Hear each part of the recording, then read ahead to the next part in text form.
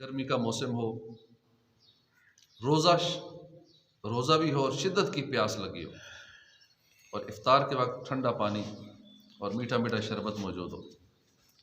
ऐसे मौके पर महज रज़ाए इलाही के लिए शरबत को तर्क करके पानी भी इतना कम पीना कि प्यास ना बुझे, ये अफजल अमल और अहले तकवा का अमल है। रोज़ा भी हो, शाम का वक्त हो इफ्तारी का, प्यास भी शदीद हो, पानी भी मीठा पड़ा हो और फिर भी प्यास से कम पिए, तो ये अहले तकवा का तरीका है, अफजल अमल है। और अगर कोई इतना पानी और शरबत पिए कि प्यास बुझ जाए तो उसमें किसी किस्म का गुनाह नहीं है। गुर्दे की पथरी वगैरह के इलाज के लिए मजबूरन पानी ज़्यादा पीना पड़ता है और यूँ भी सैराबी यानी इतना पानी पी लेना कि प्यास बुझ जाए, इसके बाद जबरन मज़ीद पीना नफ्स पर शाक होता है।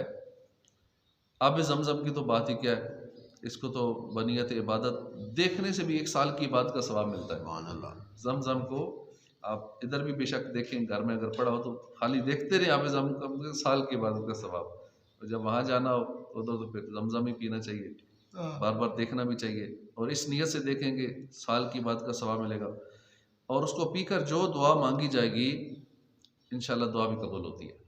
और इसकी ख़ास एक दुआ है, जब भी आप ज़मज़म पिएँ, यहाँ पिएँ या वहाँ पिएँ, अल्लाहुम्मा इन्नी अस्अलुका इल्मन नाफ़िअन व रिज़्क़न वासिअन व शिफ़ाअन मिन कुल्लि दा। ये दुआ पढ़नी चाहिए ज़मज़म की। और इसके अलावा भी जितनी दुआएँ मांगे ज़मज़म पी के दुआएँ कबूल होती हैं। तो हुसूल सवाब की नीयत से इसको पेट भर कर पीना चाहिए। सवाब की नीयत से जितना हो सके पानी पिएँ, ज़मज़म वाला। मुफ्ती अमजद अली आज़मी फरमाते हैं कि वहाँ जब पियो तो पेट भर कर पियो। हदीस पाक में ना हम में और मुनाफिकों में ये फ़र्क है कि वो ज़मज़म पेट भर कर नहीं पीते। मुनाफिक पेट भर के नहीं पीते और मुसलमान पेट भर के पीते हैं ज़मज़म। ये ज़मज़म उस लिए है जिस लिए इसको पिए कोई। जिस नीयत से पिएंगे, जिस मकसद के लिए पिएंगे, अल्लाह मेरा ये मसला अटका हुआ हल हो जाए, मेरा ये मसला हल हो जाए, ये मसला हल हो जाए, उस नीयत से पानी ज़मज़म पी लें। ये पीने से पहले नीयत कर लें। एक बार पिए पहले कुछ नीयत कर लें, मेरे ये फ़लाँ फ़लाँ मसले हल हो जाए, पानी पी लिया। फिर पीना है, फिर सोच लें कौन से मसले रह गए बाकी, ये मसला आज हो, ये भी ठीक, मैं या अल्लाह इस नीयत से पी रहा हूँ, दोबारा पी लिया। फिर सारे मसले मसाइल याद करें उसी नीयत से, जो मसले मसाइल हैं उस नीयत से ख़ास कर, या अल्लाह मेरे ये मसले मैं इसलिए पीने लगा हूँ कि ये मसले हल हो जाए। तो इंशाअल्लाह ये ज़मज़म उस लिए है जिस लिए इसको पिए कोई। इसी ज़मज़म में जन्नत है, इसी ज़मज़म में कौसर है। फिजियोथेरापिस्ट से मशवरा करके अपनी उम्र के हिसाब से रोज़ाना हल्की फुल्की वर्जिश करते रहना चाहिए। तो ज़मज़म के हवाले से ये है कि घर में अगर ज़मज़म पड़ा हो ना, कोशिश करें कि उसको आम पानी में मिक्स कर लें, चाहे एक घूंट मिला लें, क्योंकि जिस पानी में जाता है उसको भी वही कर देता है, वही तासीर पैदा कर देता है। तो मुसलसल हमें यही पानी पीना चाहिए। मेरी दोनों आंखों में लेंस पे है जी। डॉक्टर ने मना किया है सुरमा नहीं पाना। उत्थे गए ना मदीने पाक तो मैं दुआ की थी। उन्होंने सुरमा भी पाना है नाल आबे ज़मज़म दिया दो नुस्खा पाना। मेरी नज़र बिल्कुल ठीक हो गई। माशाअल्लाह, ज़मज़म करामत हाथों हाथ ज़ाहिर हो गई। तो ऐसे ही है, जो मसले मसाइल हैं, जिस तरह के मसले मसाइल हैं, जिस्मानी मसले हैं, रूहानी मसले हैं, गुनाहों का मर्ज़ है, जो भी मसले मसाइल हैं, तो ये ज़मज़म इसलिए। और मुसलसल ज़मज़म घर में ना चंद कतरे मिला लें उसमें, आगे उसे मिक्स करते जाएं। सही बात। अभी पानी ख़त्म ना, ऊपर से और डाल दें, कूलर में पीना है ये जिस तरह भी करना है, तो यूँ पक्का ज़मज़म ही पिए। अब ज़मज़म की बरकतें फिर अपनी हैं, जब जिस्म का हिस्सा बनेगा ज़मज़म और पूरा साल ही ज़मज़म पिएंगे। सिर्फ तवज्जो नहीं है ना, तवज्जो ना होगी, एक घूंट डाल देना, उस एक घूंट को पूरा साल चलाएं, 5 साल चलाएं, कोई मसला नहीं। फिर जब उम्रे पे जाएं बोतलें भर के ले आएं, तो उसी को चलाते रहे आगे, कई साल तक चलाते रहे। 2019 में लाया था मैंने, अभी तक वही चल रहा है, पी रहा हूँ। 2019 में कितने साल हो गए, 4-5 साल हो गए, अभी तक पानी पी रहे हो। तो एक घूंट को चलाते रहे आगे, चलता रहेगा, वो आगे मिक्स होता रहेगा, उसको भी ज़मज़म बना देगा, अगले को भी वही बना देगा, तो वही तासीर पैदा कर देगा, बरकतों वाला पानी कर देगा। तो ये हमें आगे चलाते रहना चाहिए। आज के दौरान तो सामने वो मिला लेना दादा। वो मिलाने पहले लोग चल रहे थे। माशाल्लाह। इस तरह से ज़मज़म दुआओं की कबूलियत भी है और बहुत कुछ है इस ज़मज़म के अंदर।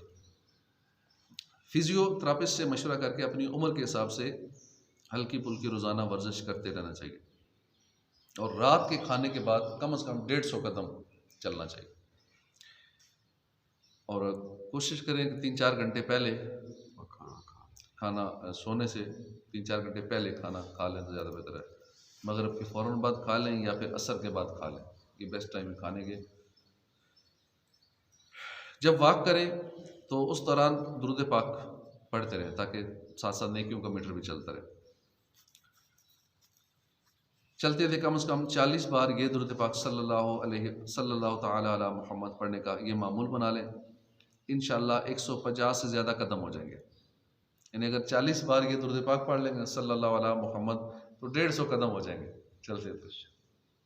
ये रात को खाने के बाद हर एक को रोज़ाना 1 घंटा पैदल चलना चाहिए।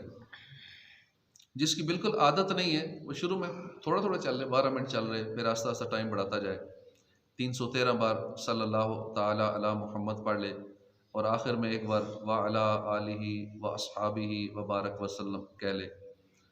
ज़रा आराम से पढ़ेंगे ना, इत्मीनान से पढ़ेंगे तो 1 किलोमीटर हो जाएगा। 313 बार पढ़ेंगे ना तो समझ ले 1 किलोमीटर आपने वॉक कर ले। तो आहिस्ता आहिस्ता इसको बढ़ाते चले जाएं। 30 दिन के अंदर अंदर रोज़ाना 5 किलोमीटर तक चलने की तरकीब बना लें। इसी तरह लेडीज़ हैं तो वो घर में तरकीब बना लें या जहाँ भी बेहतर है। तो अब पर्दे में रहें तो घर के अंदर ही तो ज़्यादा बेहतर यही है, या कोई टाइमिंग ऐसी हो कि जिसमें ज़रा पर्दे के हवाले से आसानी हो। अपने औरात बैठ कर पढ़ने के बजाय चलते फिरते पढ़ने की आदत बनाएं। और आदो वज़ाक जब भी पढ़ने हैं बजाय बैठ के पढ़ने की चल फिर के पढ़ते रहें। जितना आहिस्ता वाक कर सकते हैं चलो आहिस्ता कर लें, जिस तरह भी। तो बहुत सारी परेशानियाँ, टेंशनें वगैरह इससे ख़त्म होंगी, बीमारियाँ ख़त्म होंगी। वाक करने के, वर्जिश करने के, एक्सरसाइज करने के बहुत फ़वायद हैं। अच्छी नीयत से करेंगे इबादत पर क़ुव्वत हासिल करने के लिए, वरना आखिरी उम्र जो बेड पे गुजरेगी दूसरों की मोहताजी में गुजरेगी, बाल बच्चों की मोहताजी में गुजरेगी। हर बंदा फिर इतना बिज़ी है, आगे चल के तो लाइफ और बिज़ी हो रही है। अब सोशल मीडिया ने इतनी डिस्ट्रैक्शंस पैदा कर दी हैं, इतना बिज़ी कर दिया, अभी बच्चों को, बच्चों बड़ों सबको बिज़ी कर दिया कि दूसरे का किसी को परवाह ही नहीं है। जो बाप दादा दुनिया से चला गया उसका ख्याल ही नहीं आता कि इधर इतने बिज़ी हैं। ये टिकटॉक ही फारग नहीं बंदे को छोड़ता, फेसबुक ही, यूट्यूब भी, दीगर इतने प्लेटफार्म आ चुके हैं और उस पर ऐसी ऐसी दिलचस्प चीज़ें डली हुई हैं कि लाखों साल ज़िंदगी हो तब ये खाता पूरा नहीं होता। नींदें बंदे की उड़ जाती, सख्त नींद आई हो ना, आप खोल लें को टिकटॉक या कुछ चीज़ बस उसमें पड़ जाएं, पता ही चलेगा नींद भी आई हुई है। पूरा पूरा दिन उस पर गुजर जाएगा। और वैसे जैसे ही कोई हम सुनेंगे कुरान पाक सुनेंगे, कोई दर्स बयान करेंगे या नींद आ जाएगी। लेकिन जैसे ही वो सोशल मीडिया पे पढ़ेंगे ना नींद भी उड़ जाएगी। और जो साइड इफ़ेक्ट है फिर नज़र जाने के और बहुत सारे, और गर्दन यूँ रख रख के ना, एक गर्दन की हड्डी में जो फ़र्क पड़ता है टेढ़ी हो जाती है, कमर में यूँ बैठ बैठ के टेढ़ी, तो हमारे बैठने के अंदाज भी दुरुस्त नहीं होते। जितना हो सके हमें सीधा बैठना चाहिए, सीधा जितना हो सके अपने ये रखना चाहिए। वरना क्या होता है ऐसे टेढ़ी हो जाता है और आखिरी उम्र में तो पक्का ही बंदा झुक जाता है, जैसे बूढ़े होते थे ना यूँ पक्की हो जाते हैं नीचे, ये हाल हो जाती है। तो इसलिए जब भी बैठे कोशिश करें बिल्कुल सीधा होकर बैठने की, यही आदत डालनी चाहिए। पारा 3 सूरह बकरा की आयत, आखिरी आयत करीमा में खुदा रहमान का फरमान रहमत शान, ला युकल्लिफुल्लाहु नफ्सन इल्ला वुस्अहा, अल्लाह किसी जान पर बोझ नहीं डालता मगर उसकी ताकत पर। लेकिन अल्लाह किसी पर उसकी ताकत से ज़्यादा बोझ नहीं डालता, मगर अफसोस उस हरीस बंदे पर जो लज़्ज़त नफ्स के लिए एक तो खाना खूब डट कर खाता है, ऊपर से फ़कत बराए लज़्ज़ात दिन रात के मुख्तलिफ अवकात में भी कुछ न कुछ खाकर अपने मैदे पर ताकत से ज़्यादा बोझ डालता चला जाता है। ज़ाहिर जो शख्स 1 मन उठा सकता है उस पर 2.5 मन का वज़न ला देंगे, इतना सारा मैदा है और उसमें रोटी भी उसी में, सालन भी उसी में और भी बहुत सारी चीज़ें उसी में डालते जा रहे हैं। वो है तो इतना सही ना, इतना लोड कर देते हैं उसको कि वहीं से फिर सारी बीमारियाँ शुरू होती हैं। ज़ाहिर फिर जब ओवरलोड हो जाएगा। इसी तरह मैदे का काम करने की भी एक हद होती है मैदे की, तो अगर अच्छी तरह चबाए बगैर या ज़रूरत से ज़्यादा ग़िज़ाएँ उसमें डाली जाएंगी तो किस तरह उसको हज़म कर सकेगा। पूरा डाइजेस्टिव सिस्टम धर्म भरम हो जाएगा, निज़ाम ख़राब हो जाएगा, मैदा बीमार पड़ जाएगा, सारे जिस्म को फिर ये अमराज सप्लाई करता है क्योंकि मैदे से सारी सप्लाई जाती है पूरे जिस्म में, तो यहाँ से फिर मर्ज़ सप्लाई होते हैं जब इसको हम ओवरलोड करते हैं। जैसा कि तबीबों के तबीब सल्लल्लाहु अलैहि वसल्लम का फरमान है, मैदा बदन में हौज़ की मानद है। बदन की नालियाँ यानी रगें मैदे की तरफ आने वाली हैं। अगर मैदा सेहतमंद हो तो रगें मैदे में से सेहत लेकर पलटती हैं, और अगर मैदा ख़राब हो तो रगें बीमारी लेकर पलटती हैं। क्योंकि मैदे नहीं आगे हर जिस्म के ना, किसको विटामिन चाहिए, किसको विटामिन ए चाहिए, बी किसको चाहिए, सी किसको चाहिए, विटामिन बी कम्प्लेक्स किसको चाहिए, इसको किसको कैल्शियम चाहिए, कार्बोहाइड्रेट्स किसको चाहिए, जिसको जो जो और जितनी मिकदार में चाहिए, मैदा उसको वही चीज़ उतनी ही देता है, और आगे सारे मामलात उसी तरह डिस्ट्रीब्यूट होते हैं पूरी जिस्म में। तो यहाँ से ही खराबी पैदा हो जाएगी, तो इसने फिर मर्ज ही डिस्ट्रीब्यूट करनी है। खुराक ले के गोश्त बनता है, खून बनता है, हाँ, हड्डियाँ बनती हैं। मर्ज़ इसियाँ की तरक्की से हुआ हूँ जहाँ बलब, मुझको अच्छा कीजिए हालत मेरी अच्छी नहीं। अल्लाह पाक हमें कम खाने, रोज़े रखने की तौफीक अता फरमाए। आमीन। आमीन बिजाह नबील आमीन सल्लल्लाहु अलैहि वसल्लम।